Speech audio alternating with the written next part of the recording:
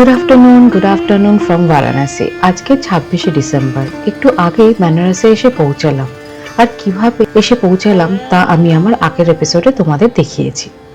এই আমাদের হোটেল আলকা, যা মিরঘাটে অবস্থিত। এখান থেকে যাব আমরা আমাদের দুপুরের লাঞ্চটা সারতে। আমাদের আজকে একটু ননভেজ খাওয়ার ইচ্ছা হয়েছে, তাই আমরা পায়ে হেঁটে চলে গেলাম বেনারসের বিখ্যাত গলি বাঙালি টোলায়। এই বাঙালি টোলায় ননভেজ খুব ভালো পাওয়া যায়। আমাদের হোটেল থেকে এই বাঙালি টোলার দূরত্ব প্রায় 700 মিটার, আর সময় লাগে 10 থেকে 15 মিনিট।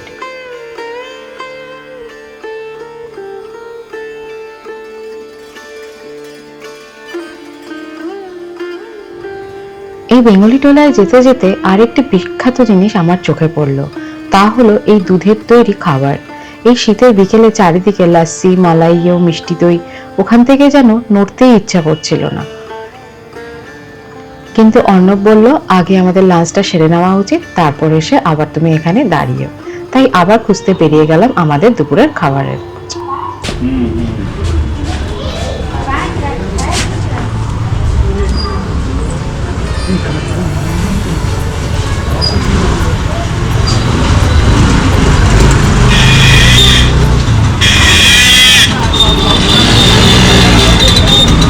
এবার এই অলিগলির মধ্যে কোথায় ননভেজ খাবার পাওয়া যায় সেই খোঁজ করতে করতে অবশেষে এসে পৌঁছালাম আমাদের এই রুফটপ রেস্টুরেন্টটি, হোটেল মাউন্ট এভারেস্ট।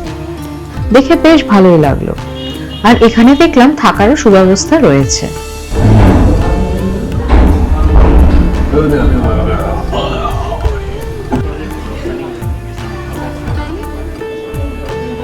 খেতে বসার আগে আমরা একটু রেস্টুরেন্টটাকে এক্সপ্লোর করে নিলাম। ভদ্রলোক বললেন চলুন একবার আমাদের রেস্টুরেন্টটা দেখে নেবেন।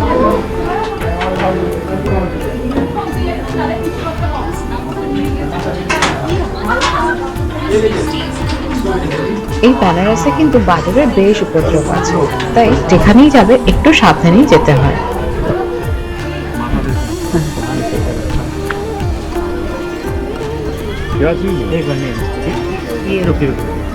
बंदर की वजह से डंडा लिए थे, लेकिन यहाँ तो और ही भाई ले लो। ও এখানে অনেক হনুমান আছে। ও बैठा है ওই যে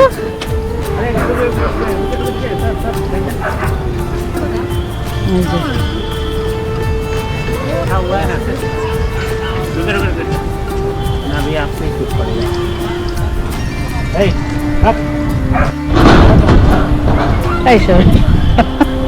चलिए नीचे ही बैठते हैं।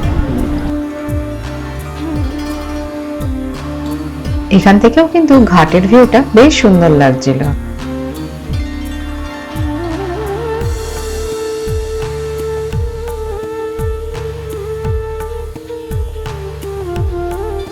এইখানে খাবারের রেটিং গুলো মোটামুটি 200 থেকে 250-র মধ্যে, আর আমরা নিয়েছিলাম চিলি চিকেন ফ্রাইড রাইস, আমার আর দিয়ার জন্য আর অর্ণবের জন্য ফিশ থালি। তোমরা যদি বেনারসে এসে ননভেজ খাবার খেতে চাও তাহলে এই বাঙালি টোলায় চলে আসতে পারো। এখানে অনেক রেস্টুরেন্টে ননভেজ খাবার পাওয়া যায়।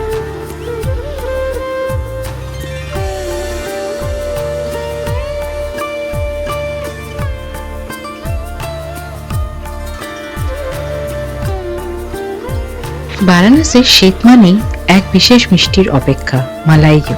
এই অসাধারণ মিষ্টি শুধু শীতকালে পাওয়া যায়, সাধারণত নভেম্বর থেকে ফেব্রুয়ারি পর্যন্ত। এটি তৈরি হয় দুধের ফেনা দিয়ে, আর এই ঘন দুধ ফেটিয়ে তার মধ্যে চিনি, এলাচ গুঁড়ো, কেশর মেশানো হয়। ফলে তৈরি হয় একদম হালকা ফেনার মতন নরম মিষ্টি, যা মুখে দিলেই গলে যায়।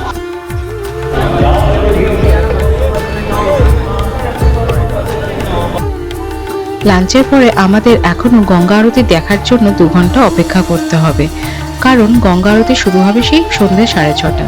তাই আমরা ঠিক করলাম এখন আমরা নৌকো ভ্রমণটা সেরে নেব। এবার আমাদের আসার টাইমটা বেশ একটু গন্ডগোলের হয়ে গেছিল। 25শে ডিসেম্বর বলে এবার বেনারসে এতটা ভিড় আমরা দেখতে পেয়েছি, না হলে প্রতিবার কিন্তু এত কোনো সময় ভিড় থাকে না।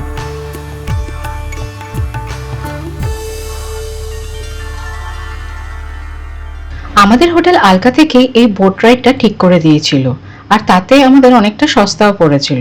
আমাদের পড়েছিল প্রায় 2500 টাকা। তোমরা যদি কোনো সময় কোথাও বোট রাইড করতে চাও তাহলে এদের সাথে কথা বলার আগে একবার নিজেদের হোটেলের সাথেও কথা বলে নিতে পারো।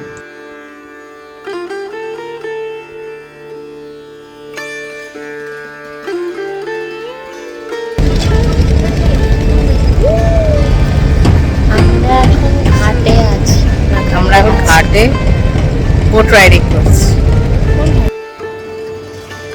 বারাণসীর গঙ্গার বুকে নৌকায় বসে যখন দশাশ্বমেধ ঘাট থেকে যাত্রা শুরু হয় তখন মনে হয় ইতিহাসের ভেতর দিয়ে ভেসে চলেছে। মানিকর্ণিকা ঘাটের কাছে পৌঁছালে দেখা যায় চিরন্তন চিতা জ্বলছে। এখানে জীবনের সঙ্গে মৃত্যুর এক গভীর সংযোগ অনুভূত হয়। গঙ্গার জলে ভেসে সেই দৃশ্য দেখলে মনে হয় জীবন কত ক্ষণস্থায়ী আর এই শহর কত প্রাচীন ও চিরন্তন।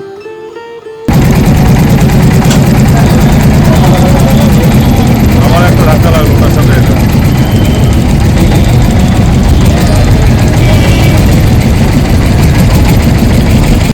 এবার আমাদের গঙ্গা আরতি দেখার পালা।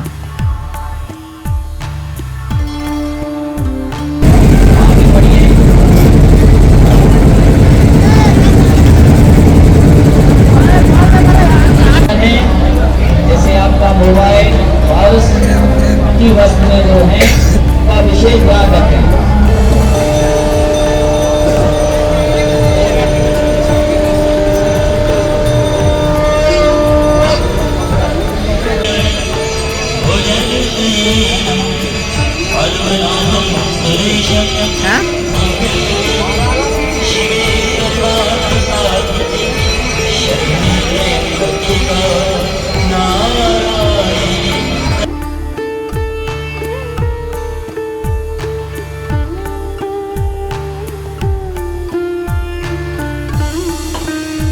গঙ্গা আরতি দেখার পরে আমরা ঠিক করলাম তিনজনে মিলে যাব কাশী চাট ভান্ডার থেকে তাদের বিখ্যাত চাট কচুরি ও টমেটো কচুরি খেতে। কিন্তু ওখানে গিয়ে যা দেখলাম,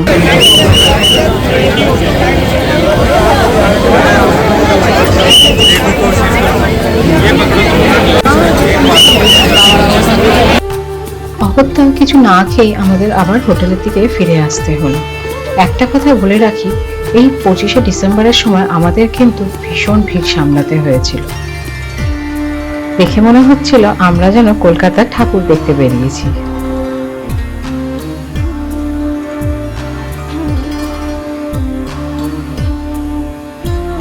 এর সময় বেনারসের এই আবহাওয়া এক আলাদাই অনুভূতি উপলব্ধি করা যায়।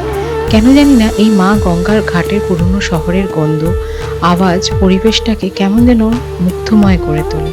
আর এই দেখতে দেখতেই আমাদের আজকের দিনটা বেনারসে বেশ ভালোই কাটলো। কালকে যাব আবার সাইট সিন করতে। তাই তোমাদের পরের ভিডিওটা দেখারও অনুরোধ রইল। ভিডিওটা ভালো লাগলে লাইক করো, কমেন্টস করো আর সাবস্ক্রাইব করতে ভুলো না কিন্তু।